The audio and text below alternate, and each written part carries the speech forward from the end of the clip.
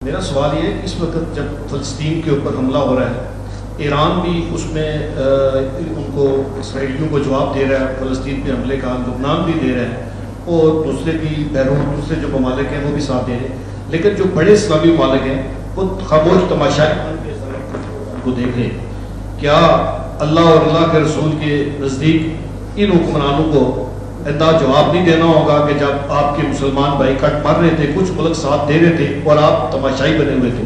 بہت شکریہ۔ بھائی صاحب کا سوال ہے کہ ایران جواب دے رہا ہے اسرائیل کو اور باقی ممالک جواب نہیں دے رہے۔ اس کے لیے دیکھنا چاہیے کہ کیا سچویشن ہے۔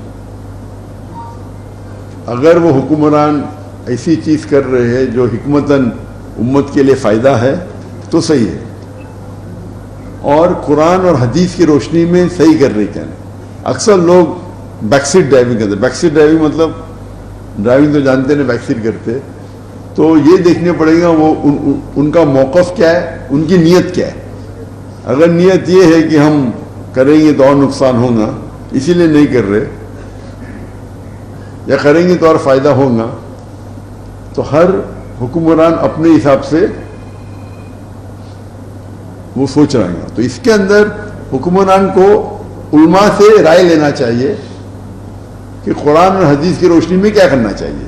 تو جب ہم اللہ کے رسول کی سیرت پڑھتے ہیں تو کئی واقعے ایسے آتے ہیں جس کے اندر ہمیں ہدایت ہے قرآن اور حدیث میں کہ کن واقعوں کے ساتھ کیسا برتاؤ کرنا چاہیے۔ تو میری یہ رائے ہے کہ جتنے حکمران ہیں وہ علماء کے ساتھ بیٹھ کے جو ان کی سوچ ہے ان کے ساتھ ڈسکس کرنا چاہیے، اور علماء اپنی رائے دینا چاہیے، اور they should be a common agenda. یہاں کیا ہوتا ہے، ہم دیکھ رہے ہیں کہ دیر از نو کنیکشن بٹوین دا علماء اینڈ حکمران۔ علماء حکمران اگر ساتھ میں بیٹھے اور ایک دوسرے سے ڈسکس کرے، اور علماء یہ بتائے کہ آخرت کے لیے کیا بہتر ہے۔ مسلمان ملک ہے، حکمران بھی مسلمان، علماء بھی مسلمان، اور وہ اگر دلیل پیش کرے قرآن اور حدیث سے کہ اللہ کے رسول نے اس وقت کیا کیا، اللہ کیا ہمیں حکم دیتے ہیں، اور اگر بیٹھ کے سمجھوتا کے ساتھ بات کیے، وہ بہتر ہے بنسبت تناؤ کے۔ تو ہمیں ہر کوشش کرنا چاہیے کہ علماء ساتھ میں آئیں، حکمران بھی ساتھ میں آئیں، اور پھر کلیکٹیو ڈیسیشن لے۔